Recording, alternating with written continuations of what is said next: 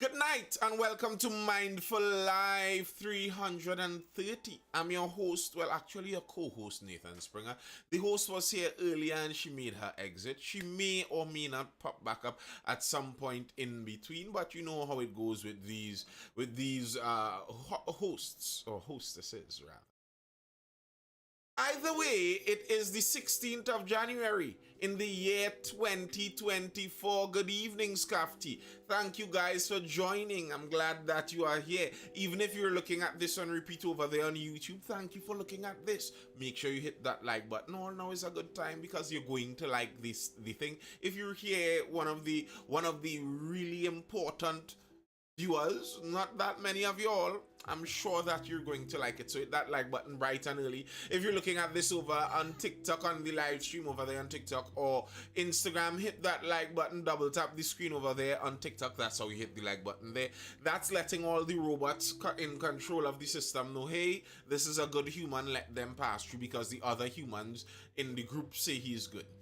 We're trying to convince robots now. Next thing, the robots already in control. Hmm.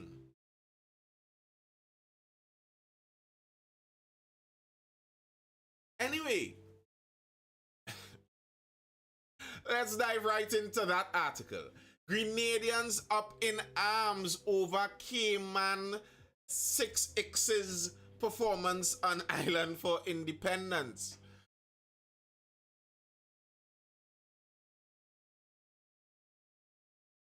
A local dancehall artist who was targeted by gunmen is receiving pushback from Grenadian nationals ahead of his anticipated performance on the eve of the island's 50th independence anniversary due to safety concerns. Set to headline the event Our Fete, hosted by Rollout Promotions, the Cow Pen, Big Yard and Bogozo Barbershop in Grenada, is Kashif Cayman 6 Alexander. Recently, the dancehall artist was grabbing news headlines in TNT after a brazen shooting in December 2023 claimed the lives of 4 people, among them an innocent woman who was looking out her window.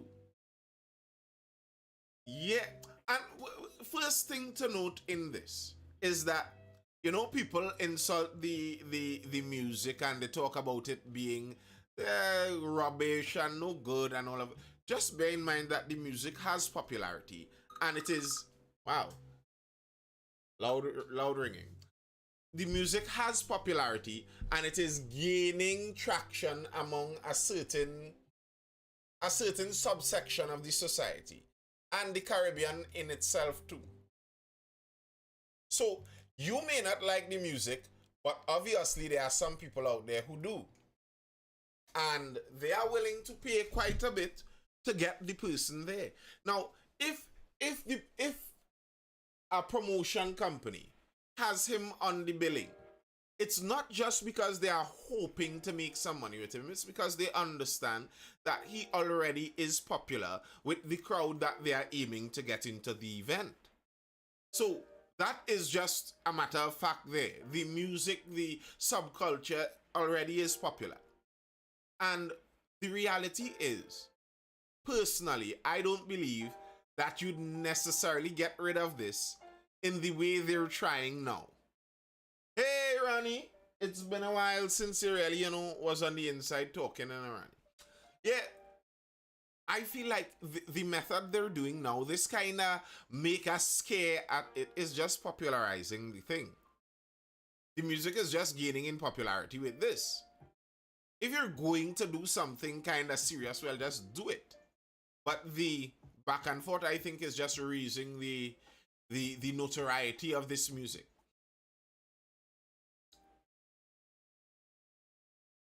A report published on Sunday in Grenada's The New Today said Grenadians are up in arms over a show to be held. People also questioned whether the artist should be granted a work permit. This is a serious matter. No work permit should be given, one person said, while another stated that given the information coming to light about the artist, I wonder if after that they will give him permission. Let's see. Now, the thing is, when you're going into someone else's country, like, of course, they have the say on if they let you into their country. That's my view. That's their country. They have the final say. But if your country is a country law-based, it's run on a legal system with laws and a constitution and all of that, would you have a legal reason to deny the young man a work permit? I mean, was he convicted of some crime? Is being the target of a crime? Because by technical terminology, he was the victim of a crime multiple times. So is being the victim of a crime now enough to warrant suspension of a work permit? I wonder if there may be a legal anything inside of there. That, just wondering that. The ongoing gang warfare between the 6 and 7 gangs has been a security issue engaging law officials and authorities in Trinidad and Tobago. A senior official at the Royal Grenada Police Force, speaking under anonymity, said there was a serious cause for concern over the spillover of the ongoing gang warfare in TNT. The official said given the recent attempts on the life of the man, a performance at a concert in Grenada could provide another opportunity for a hit. This time, nationals could also be injured or even killed. And I mean, that's a point. If apparently people are so thirsty to try and end this young man's life, apparently, I don't know, apparently, is an advertised show right over there in Grenada not an open invitation? One might wonder. The official also maintained that unnecessary safety risks should not be taken and pointed to the involvement of a TNT national in the hit of Devlin Thomas back in August last year. It was reported that following the fallout, Cayman went to social media and tried to clear his name, or not really clear his name, but basically say what is all of this about. Now, this business here about a hit with a Trini man, I've been reading little snippets of that in articles about. There was an allegation that some highly trained, deadly hitman squad snuck into Grenada and put down some work. Now, I was reading a bit of this article, and there may be just cause for Grenada to be a little worried about what Trinidad is exporting to them. An article here, Loop Caribbean News, this is from December 1st of last month. Trinidadian charged with capital murder in Grenada. A citizen of Trinidad and Tobago was remanded to His Majesty's prison in Grenada after he appeared in court charged with capital murder. A machine operator from Trinidad 20 was arrested and charged by members of the Criminal Investigation Department with capital murder in connection with the death of Devlin Thomas of Carriacou. Farrell, listen to this. Listen to this. Farrell was also charged with 4 counts of attempted capital murder, 2 counts of possession of illegal firearms, and 2 counts of possession of ammunition in connection with 2 separate shooting incidents committed on August 14th at Edmond, St. George, and November 20th, 2023 at Woburn, St. George. So apparently Trinis, allegedly, are out there as hitmen in the People Islands. Trini Hotep, exactly, pause right there. Pause right there. On all counts, pause. But yeah, if the allegation is that there are gang members or hitmen out in these islands already from Trinidad putting down their dirty work, there may be just cause to wonder if there's a possibility that the level of violence that is being seen in Trinidad and Tobago could spill over elsewhere. And now, maybe we have gotten a bit accustomed to that here, but the level of violence that is occurring right now in Trinidad and Tobago is insane. That kind of on-site jump out and murder anybody you could find kind of business. I saw a double murder in Mova just a couple hours ago that who knows, it may turn out to more than just double because there were multiple people shot, more than just the two who died. That kind of thing. And the allegation on that murder was a black SUV pulled up, people dressed in police gear, jumped out and said don't move, and then murdered the group. What? That's a very scary thing. If I was in any other country, I wouldn't want Trinis bringing that over there either. That's some scary business. That's stuff you think about hearing in Colombia and gangland and movie land kind of nonsense. That's very scary. I think they're right to not want that to move over there. And I mean, as a Trini, I don't want it here either. If we're being honest. If we're being honest, we don't want it here either. It just seems like there's nothing we could do. I read an article yesterday where officers, the rank and file, some officers in the rank and file of the police service were appealing to the police service commission to do something about the commissioner. Now we are hearing from a former top police officer, Abraham Knox, leaderless TTPS. Current cops afraid to challenge criminals.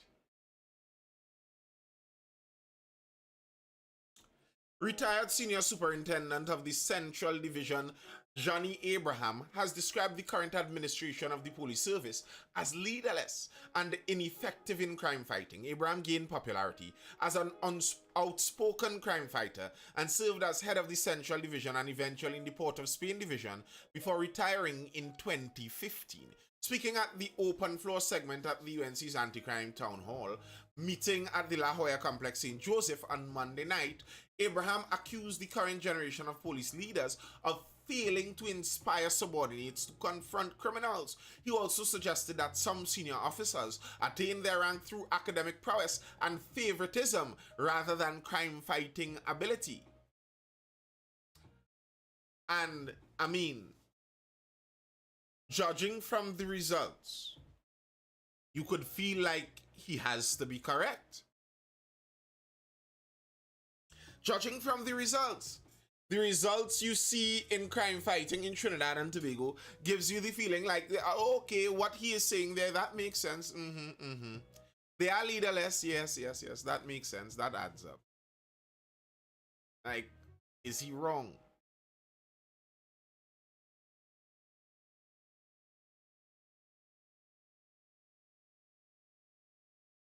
And this article came across my view today, right as yesterday we were speaking about this very same issue.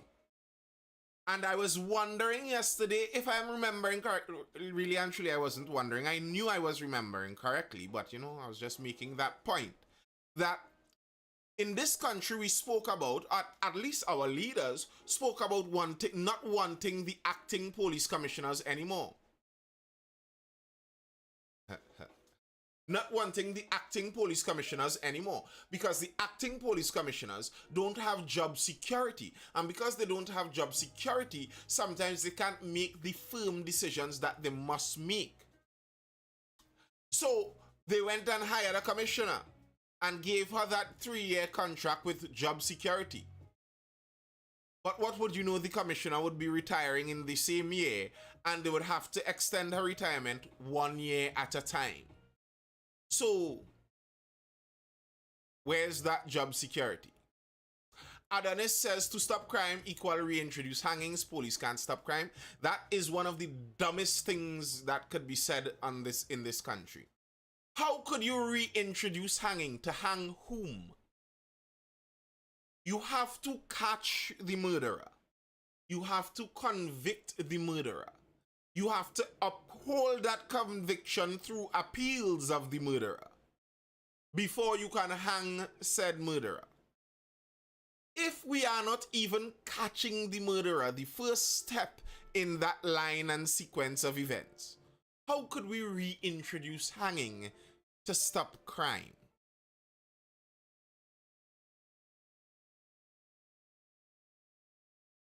And the threat of death, the story we started reading about with these guys, in the gangland and the music and mixing the two allegedly and all of that and all of that. If we are to believe the allegations as they are presented to us in popular media, the allegations are, the story goes that this young man is in one gang. He sang a song against the leader of another gang, and because of that, they're trying to kill him. You think that young men growing up in that culture are going to be scared away by the threat of death?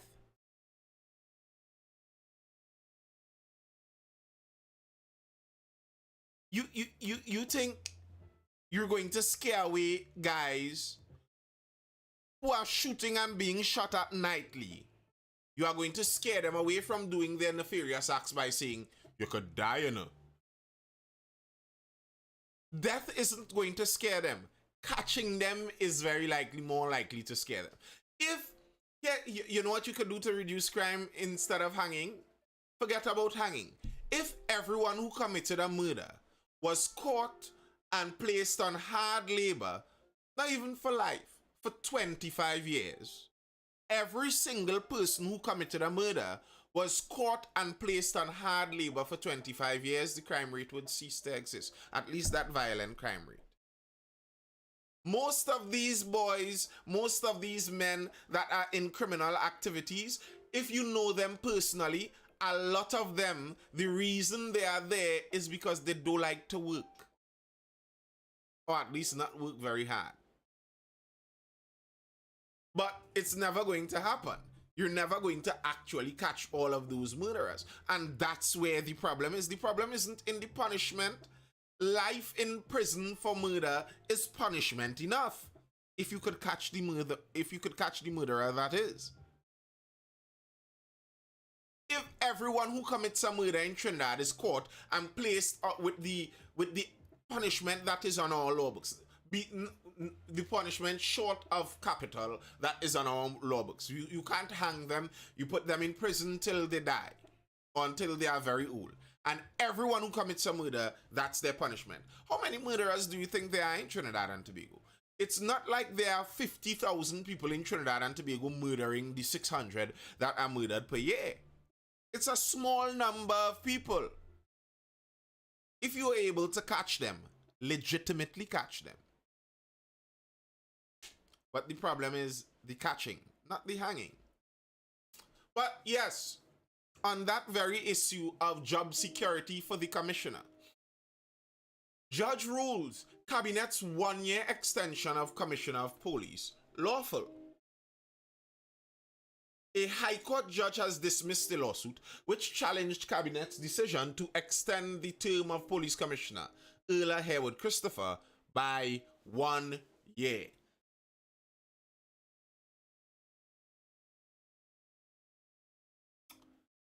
The word is statutes, Adonis. Statutes. On January 16, Justice Ricky Rahim dismissed the case filed by political activist Ravi Balgovind Maharaj, who challenged Harewood Christopher's extension. In a 56-page ruling, the judge also ordered Maharaj to pay the defendants and all of that. Happy New Year, Anika Best. Thank you, and yes, all is well.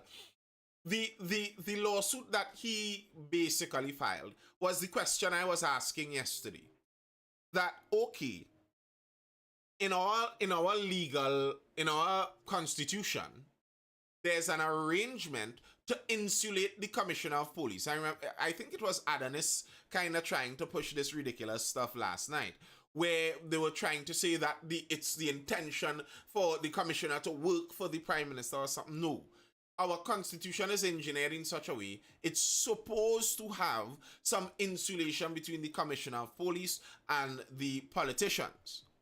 And what the political activist was suing for was he was alleging that because they have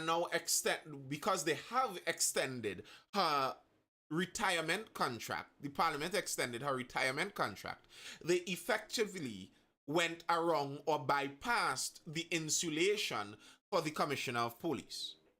Now, personally, I could see that argument.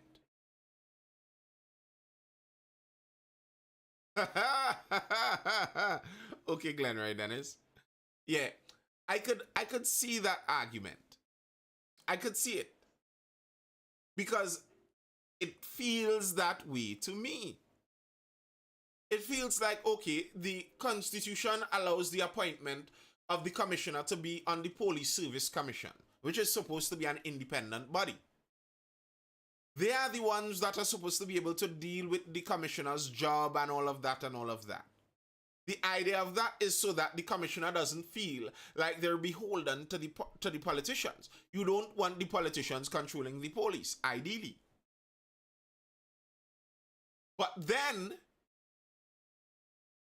instead of the Police Service Commission being able to hire and stipulate the length of this contract, because of the retirement piece, you have the government stepping in every year to extend that bit. It feels like they're going around the Police Service Commission. It feels like that. But the matter was decided in the court of law. It was decided, and the court decided that no, the government is not actually going around, and it stands as is. Glenroy Dennis, I have no idea what rubbish you are looking to propagate at this hour in the night. But please, either make sense or cease. Cease and desist. Hey, Ronnie Cakes. This is your original profile. You got back your original profile? How you got it back? I thought it was banned or some kind of thing like that. And even, listen, every day, and to me, this to me feels like a sign of weak leadership, where it feels like the entire police service is constantly in chaos. It feels like every day there are a slew of lawsuits coming at the police service. Not like criminals alleging something or in the general running of something, but no, allegations that basically the service isn't running above board, and that's where these lawsuits are coming. Now, this lawsuit, this latest one here, isn't exactly on the present commissioner necessarily, but it's telling. Judge, police commissioner must provide list of vacation leave buyout. A High Court judge has ordered the police commissioner to provide a list of the number of police officers whose vacation leave was bought out for the last 2 decades. The thing is, another officer sued about this information. Another officer sued to find out how many officers had their leave bought out. Now, this is important because this buying out of leave is 1, senior officers, and 2, serious money we're talking about. The buying out of leave might have something directly to do with what Johnny Abraham was talking about, with the favoritism and friend stuff at the top in leadership in the police service. If I am in a position to work things in such a way to allow you to get a windfall of money when you reach into your 60s and continue working like normal without any heavy load, and you're in a position to do the same for me, you scratch my back, I scratch your back, we all scratch each other's back, and we're all in one back scratching hug. And what makes this interesting is that this police officer, a radio station alleged something about him. They didn't say what the allegation is because he's attempting to sue the radio station for their allegation against him. Now, to prove his lawsuit, to sue the radio station, he has to get some information from the police service. Big man trying to get this information, and apparently the police are giving him the runaround. When he requested the information in August, he said he received a response asking until October 13, 2023 to provide it. However, at a hearing in October, attorneys for the commissioner said the information would be provided since the request was approved and would have attempted to do so by December 15th. At Tuesday's hearing, they asked for an additional 2 months again.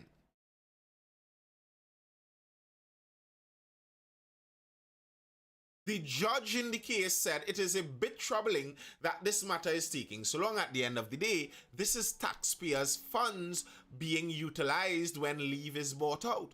One would expect at the end of the day there would be a degree of administrative accountability and effective record keeping, the judge said, as he urged the police service to adopt a more proactive approach and set priorities, since this case demonstrated a disturbing lack of administrative protocols. So apparently they can't find the books with the records of whose leave was bought out.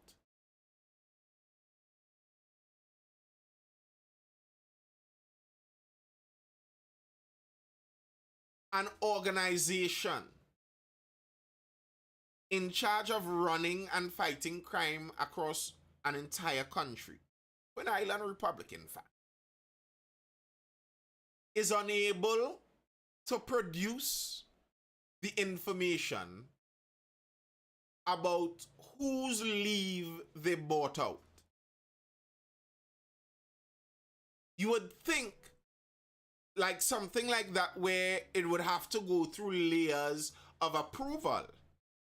That would be one of the easiest things to have a record of. Don't they have a record of things they approved?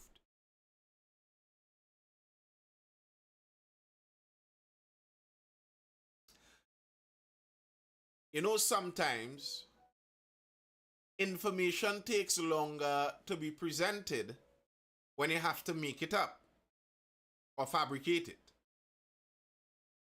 Not saying this has anything to do with that, but well, there are piecemeal audits that happen here and happen there, but a total audit of what? What aspect of the police service? I don't think it has ever really happened. And you see, the thing with police service is it's in that unique position, the famous saying, who will guard the guards? If the police are in charge of enforcing the laws, who enforces the laws on the police? Like,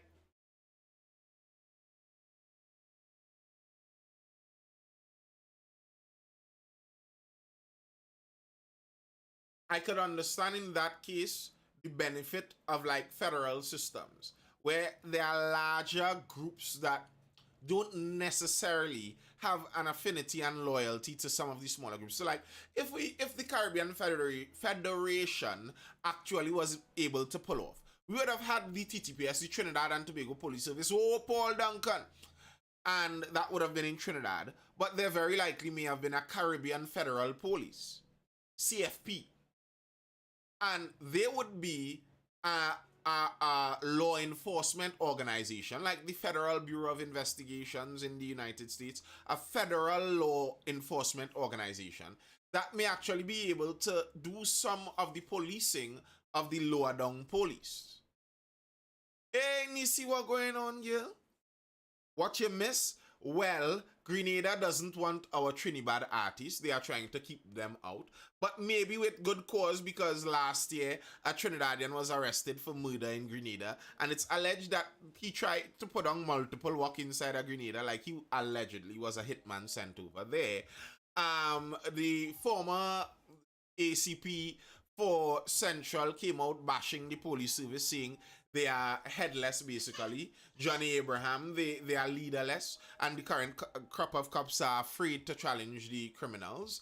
And a judge ruled that the cabinet is okay in what seems to other people like bypassing the insulation of the Commissioner of Police terms of employment, because the commissioner is employed for a 3-year term, but the cabinet now has to extend or already extended her term by a year for her late retirement.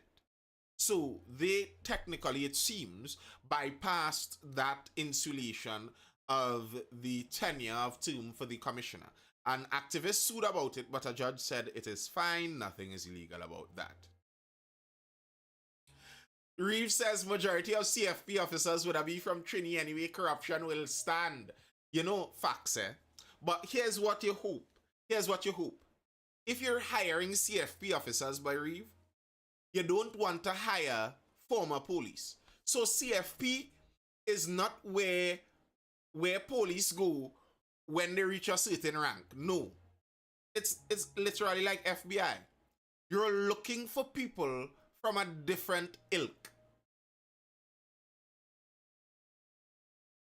I'm putting it literally. You're looking for a different ilk of person. You're not looking for the kind of people who would have signed up for the police service. Quite literally. It's okay if you have some friction between the organizations. I think a slight antagonism would redound to the benefit of the citizens in this fantasy world where the Federation did work and we have our federal police out there. That's kind of what you want. You want it to be that one organization has nearly an antagonistic relationship with the other, even though they are seeking similar aims. That's in my idealistic scenario. But unfortunately, we don't have that. All we have is the batch. And the batch goes all the way down and all the way up. In fact, it's reached a point where a batch is in fact the Minister of National Security too.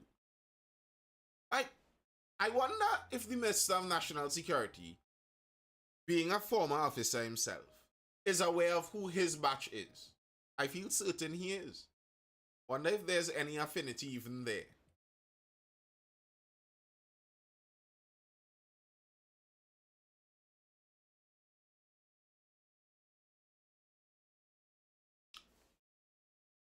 Ha ha ha ha ha. Ah.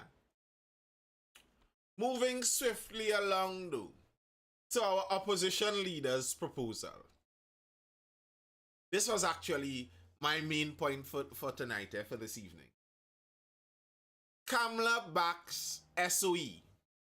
Gangsters are terrorists, says Gary.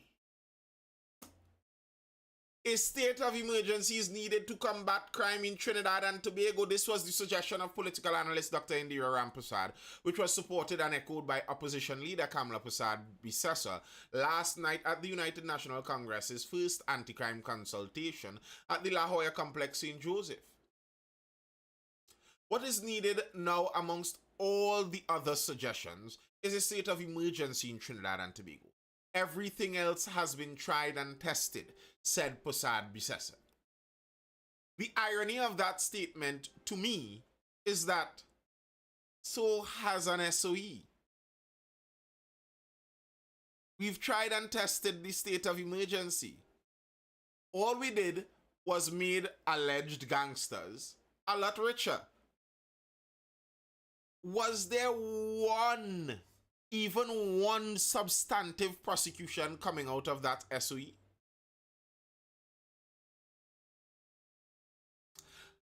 And this is the point I was making.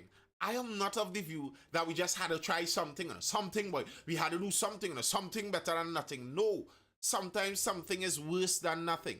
You could be hungry and someone could offer you something to munch on. And it could be laced with cyanide. Nothing would be better than a cyanide sandwich. And for me, something like a state of emergency. Good morning by J. Chris.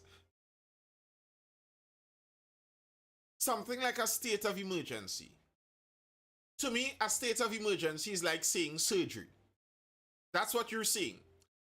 It's like Dr. Ramprasad and Mrs. Prasad Bisesa came out and said that they are attempting to diagnose a patient, and they came out and said, sir, they look you dead in your eye and say, sir, you need surgery.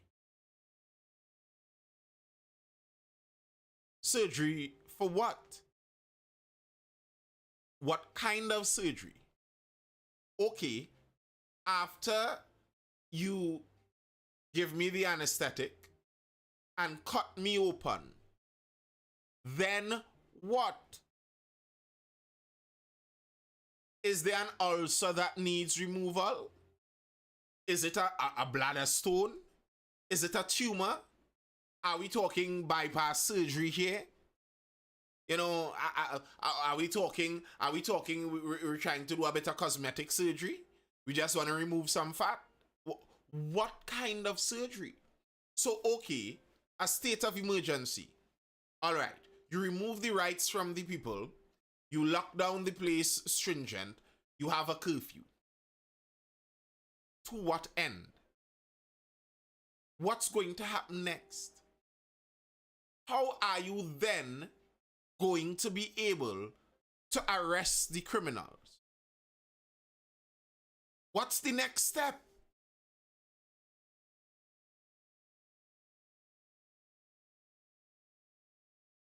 And it feels like such a cop-out to just say that we need a state of emergency. Well, of course it feels like that. It feels like the country is in a state of emergency. So it makes sense to say that we need a state of emergency. Great. Greetings, Brother Canute. It feels great to say that, yes, we need a state of emergency because the country feels like it's in a state of emergency. But a state of emergency, when we're talking politically, is a specific move. It's a technique. It's a card you have in your arsenal. Okay, why do you play this card now? Let's go back to Yu-Gi-Oh card days. All right, you played this card. Is it just a random card you just shuffled and put down on the deck? Is there a purpose for this? And that to me is what I need to hear, along with the calls for that state of emergency and all of that. Okay, you need, if you're saying it's a state of emergency, then say, okay, we need a state of emergency in order to go into these communities where the criminal elements have fortified themselves and to be able to extricate the criminal elements. All right, well, we're getting warmer. How do you plan to do that during a state of emergency? Well, you explain that. And okay, how do you plan to make those cases stick? Now, Gary Griffith went on to say something a little different.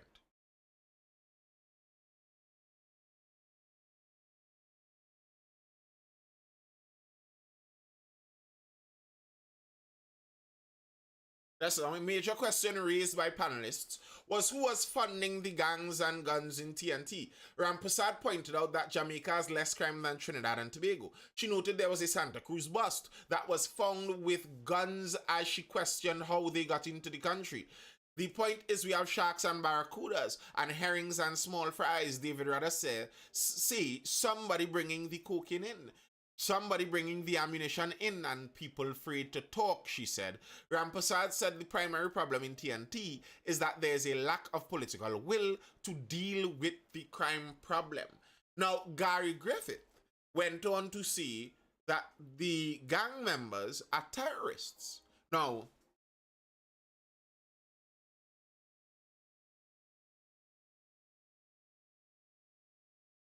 the country cannot afford that. We now struggling after lockdown from COVID. To be honest, I think our government runs like Yu-Gi-Oh game. Wouldn't doubt it. The idea that Double G is saying there is if you stipulate the gangs as terrorists, I am not sure how our laws are when it comes to that. But in many countries, a terrorist may not be entitled to some of the same protections under the Constitution that a regular citizen criminal would be entitled to. And maybe what Double G is suggesting is some kind of avenue similar to what El Salvador did and is doing, where you attempt to bypass some of the legal hurdles that would usually inhibit you from maximizing the effect of something like a state of emergency. And if that's the case, Well, at least that still makes more sense. Now, you run into the question of would you trust Mrs. Kamala Prasad Visesa and her band to be the people that get to do away with all citizens' rights? Because, yes, they could say that they're targeting criminals and gang members, but if they strip away all of the rights from the citizens, it's all of the rights from all of the citizens. Are you sure you want that? Wasn't some anti-gang legislation passed to what end? Good question. They charged some people with some of those anti-gang charges, but none stuck. Well, I don't know for none, but at least the high-profile ones didn't stick. Another speaker pathologist, Professor Hubert Daisley, noted that the majority of murders are committed by guns. He said there's a need to get to the root cause of serious crimes. Illegal guns coming through the borders and unnamed ports. I don't believe the youths in Lavantil or the youths in Arima can buy these guns, he said, speaking rubbish as many of the educated people in the criminal line of education speak. This line of talk that somehow the poor black boys can't do crime all on their own, the poor black boys don't have what it takes to fund their own criminal escapades, I'm sorry, I don't buy that. Because the poor black boys are flexing daily that they are poor no more. And the idea that you're going to refer to all of the gangs as just youths, like the alleged community leaders who lead, allegedly, some of these other organizations. These men are men in their 40s and some in their 50s and stuff. A community leader in Beetham recently died of a heart attack. He was, what, 50-something years old? The idea that all of this is youth men who can't afford anything and are being taken advantage of by some other class or other race of people is not all true. It's not all true. It might be some true, but not all true. The mayor says you don't need cash to buy guns. There's a barter system also. How you know that, boy?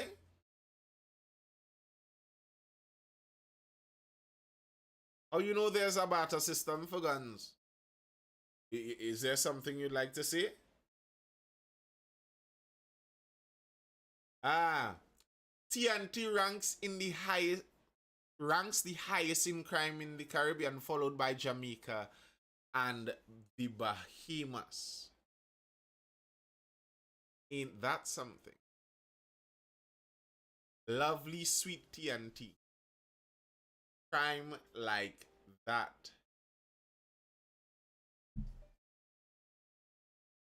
Yes, they regularly say things like that, Dean Can. We need this legislation, we need this policy, we need that, we need the other, we need the other. If only we get this, if only we do that, if only we do the other. And very regularly you see they get the legislation and nothing happens because laws don't stop lawless people. If I've never been interested in following laws, you could write laws till there isn't any more paper in the world to write the laws on. I won't follow even the first line of that law book. So the laws are inconsequential to me. It's kind of amazing when so regularly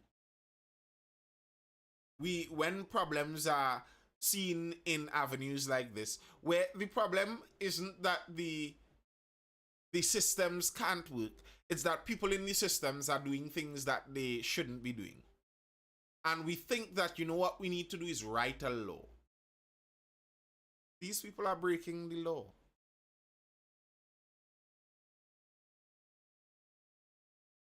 Sandman 868 says they need to implement RICO laws in Trinidad on all levels, from the shooters to the financiers. Well, allegedly, that's what the PNM is trying to do with that something your wealth bit of legislation that they're trying to bring in there. They're explain your wealth. They're basically trying to do that with their centralization of the revenue authority. So that's the idea, hopefully, that at some point in time, in the not too distant future, at some point we would be able to have people explaining how they get that wealth that they have. When they go for drugs in Venezuela, guns are given so as to protect the load. Made guns, Rowan Beddoes says. I've heard that before. I've heard that allegation. Not on the made guns, but on the where they get the guns from. I don't know if they're made guns. Are there quality guns coming out of manufacturing in Venezuela? Well, excuse me. The thing is, though, Sandman, that very often the government creates laws to explain your wealth and all of that and all of that and all of that.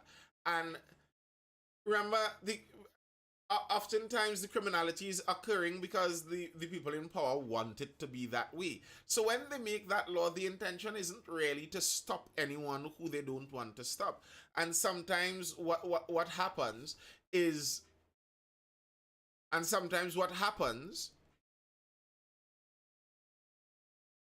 I read the Venezuelan armories, and the thought just flew straight out of my head that where I was speaking. Right, and sometimes what happens is it just makes life much more difficult for the regular citizens. You now have to go with all the documents you have ever received since you were 3 months old in order to open a bank account. And that's what sometimes the law is trying to cut down the criminals on the long way around do. Sometimes that's what we see happening. What about the Integrity Commission replacement? Not a dag back. Well, it's the contract of the former one lapsed. So that's how it works. When the contract runs out, someone else could be appointed.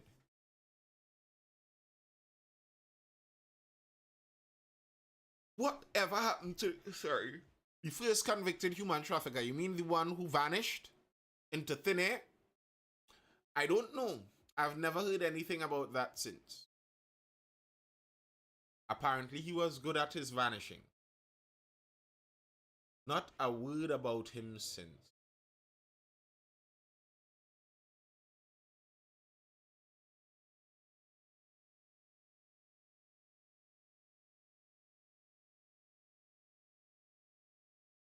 All right. Are there any further questions or comments on the inside?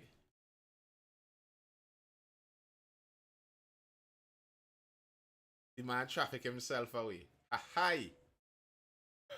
But you know, Dane, I mean, if the man was into human trafficking, getting people illegally in and out into the country or out of the country, you'd suppose he'd know how to do it to himself. And very likely people who do that have connections in law enforcement. So if the connections are still there, is it really a surprise in the long run? Is it really a surprise? I mean, he wasn't in custody. Well, he was in custody, but then they put him on one of those ankle bracelets thing where he's supposed to be monitored, and apparently it's not as fail-proof as some people thought, and he got out of it and made quick his escape before the police could reach to him. Yeah. That's that story. That's that story. No holes or anything in that whole story. Nothing suspicious at all, at all. Minister of National Security. Afuera! I kind of agree with that, Trini Hotep. You know, as you were saying, the Ministry of Digital Transformation, bro, I stumbled across an article sometime earlier this week, seeing something that the Ministry of Digital Transformation was doing. And things like this kind of annoy me.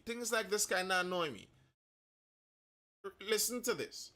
We Learn launches free ICT courses for women. This is a government course. Women across TNT who are 18 years and older have until Friday to get their applications in for training in information and communication technology through the Ministry of Digital Transformation. So our Ministry of Digital Transformation is out here doing sexism. Like, why are there still programs like this when the boys are the ones underperforming at every corner? Like, this seems nearly evil to me.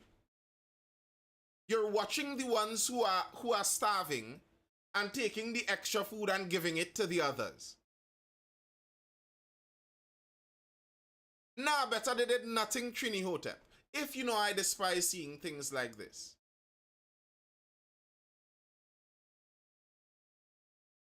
What's this?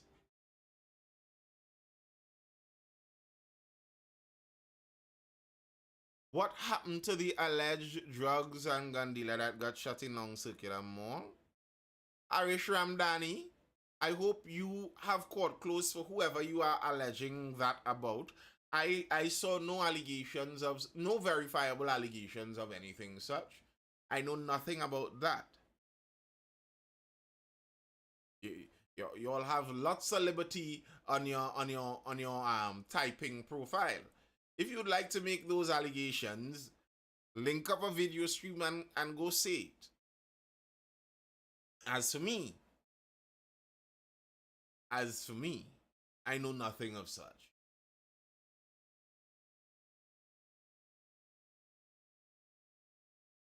But yeah, as I said, I don't like things like this. And there are several reasons why I think sometimes things like this are a bit nearly insidious.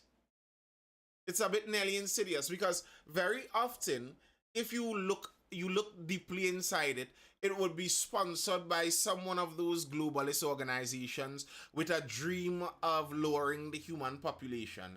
And then along that, you would see that they have somewhere inside there that a study has proven when you educate women more, they make less children and all of that and all of that and all of that. And they literally are coming to do this not because they are trying to balance the scale, because the scale has been balanced. The scale is now off balance on the other side. They're literally trying to do this to get women to go more into the professional field and remove themselves from the family. It sounds conspiratorial to some, but go read on the United Nations website and these human rights organizations' websites, and they will tell you in plain words that's about what their aim is. So when I see these kinds of stuff, you come all the way here to use our nothing Ministry of Digital Transformation to only target women 18 and over for something like this. Why not the young men? Like, for what possible reason?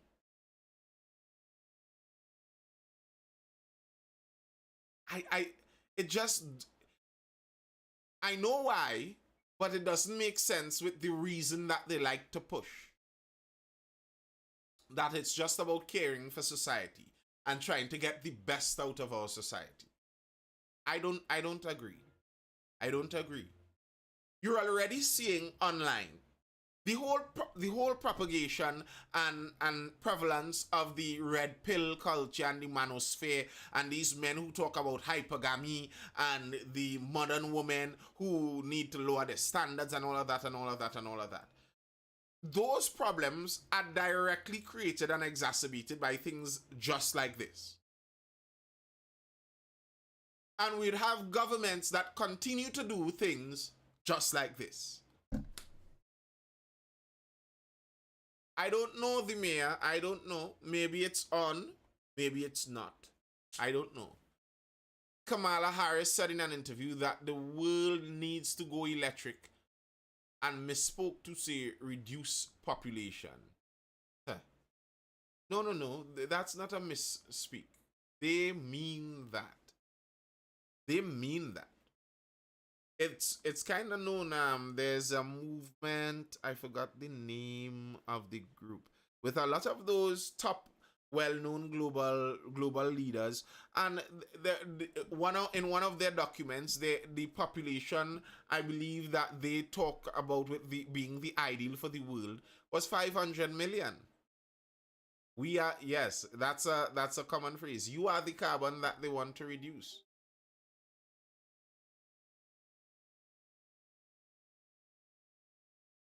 They would like to reduce population. 500 million. And the thing is, I think these people are egotistical megalomaniacs who have no idea what they are even asking about. I think even if they succeed in doing some of what they're doing, they're just going to crash countries. It's not easy to control a population directly like that. Like people, to me, the most pathetic thing I hear from young women, particularly, no offense, well, you know what, offense to the young women if they take it. But one of the most ridiculous things I hear is when young women say, I don't want to have any children to bring them into this scary world. You know, the world is so dangerous. The world has never been any better. There has never been a less dangerous world. Yeah, that was always the reality. You're not seeing any new revelation that no human being has seen or experienced before. Like, Jesus. It's nothing new. The idea that somehow you could precisely control the world to drop the population to the, not gonna happen. Like how they say the world is overpopulated, the world is more safe than it has ever been. Yes, it is safer than it has ever been. They say the world is overpopulated, and each doomsday prediction that is made because of the growing population, it actually shows to happening vice versa. There was a bet placed between an economist and one of those climate scientists, doomsday sayers, since the 70s, I believe. And the economist bet that the world hunger would decrease, while the climate scientists, bet that it would the a certain billion would die of starvation or something like that. He lost, and every progressive decade he keeps losing, and yet still they still call that man to go give speeches at the UN and here and there and there, and none of their predictions come through. It's a new age religion. It's a new age religion. The old school got their dose of Armageddon and the world is going to end when they go to church, when they go to their religious institutions, and the religion they believe in teaches how this is all going to wrap up. Okay, you're going to reincarnate until you reach, I can't remember the exact word, or you're going to hell or you're going to heaven, and then, or God is going to come back and it's all going to end. And right, they are atheists, they have no religion, so they create their own, and now the world is all going to fall down and it's a doomsday cult kind of weirdness. It closed, Dinkan, it closed.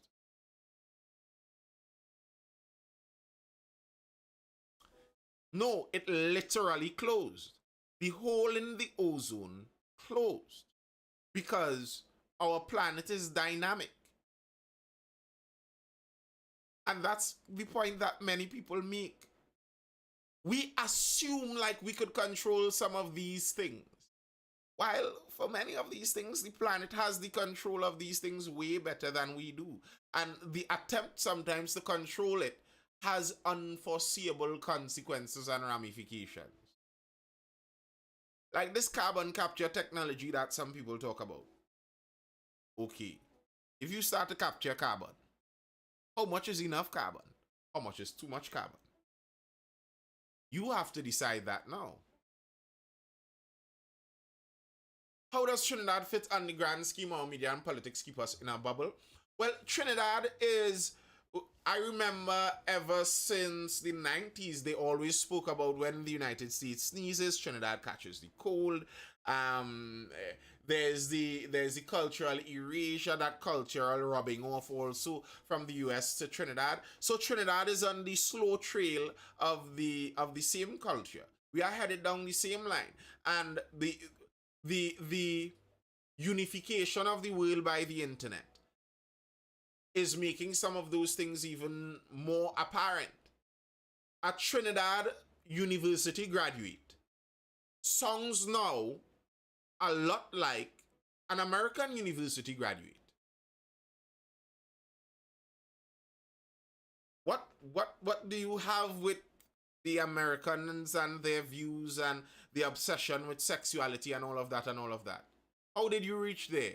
Well, the school taught it to them. So I think Trinidad fits in perfectly because we are on that road to all of this. We are already on the low birth rate trail. We are already moving swiftly in a much more modernist direction. That's how we fit in, I think.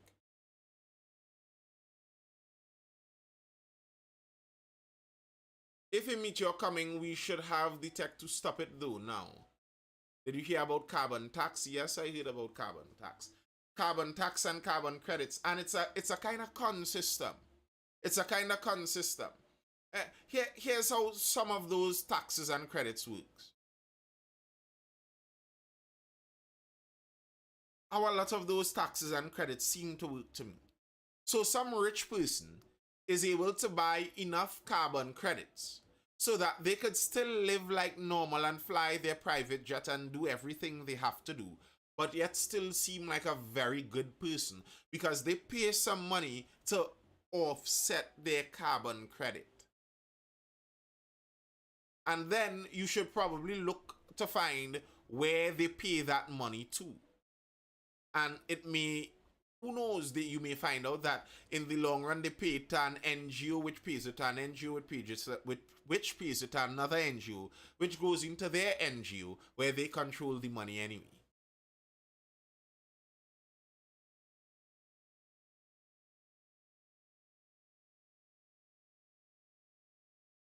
As Peterson said, the only way to solve climate change is to end poverty. Correct, I believe. I believe that. Because when you are poor, you don't have the resources to care about the environment. The environment isn't a top priority for somebody who is struggling to live day in, day out, you know? You need food. You're not thinking about saving the trees and replanting trees and whether the water dirty. No. I just need clean water to drink. So yeah, I do agree with that. And the irony of it though, and that's kind of what Peterson was talking about with that. The irony of it is that many of the climate change proponents are people who also believe in the opposite of the thing that eliminates poverty. They're anti-capitalists. But yet they somehow want to reduce climate change. The two don't go together. You'd make more people poor and then they would rape the environment. A fact. I mean, go look at communities. Look at the poorer communities. Look at the wealthier communities. Which community has more lush green spaces? Which Caribbean country has the largest carbon footprint? Mia, are you really asking that question? That's not even a close competition. I don't even think it's close, RL. I don't even think it's close. Look at the output, the industrial output of our country. Which Caribbean country would be anywhere near?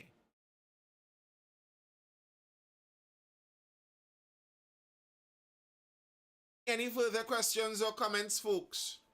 Or is that it for tonight?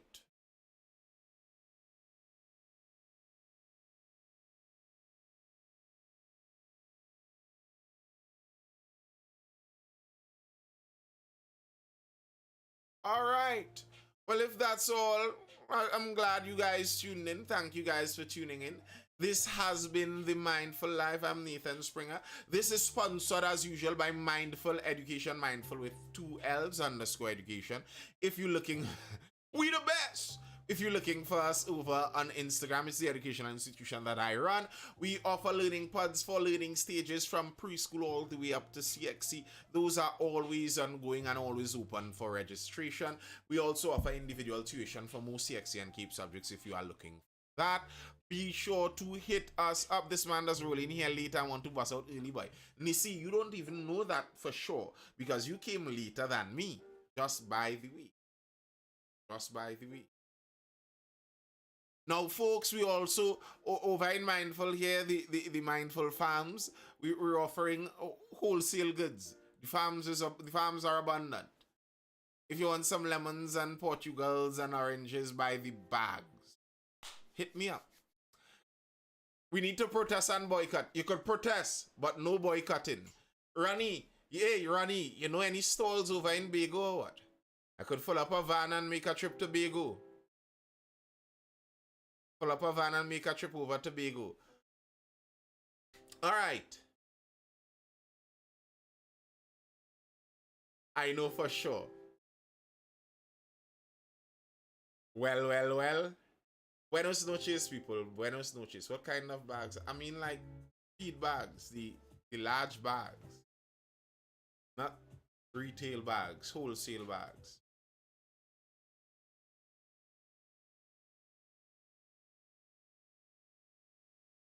Alright, I'm out. I hope you guys were. Hey, Wagwan, talk heavy. You're jumping when I go in, sir. You're jumping when I go in. I hope you guys are educated, informed, or entertained. This has been the Mindful Live, and I'll see you guys again for the next Mindful Live, which is going to be tomorrow. Yeah, good idea, Ronnie. Which is going to be tomorrow, starting around that 9 to 9:30 time. And I'll see you guys then. Hold it down. Stay well. Stay safe. Peace. Bye.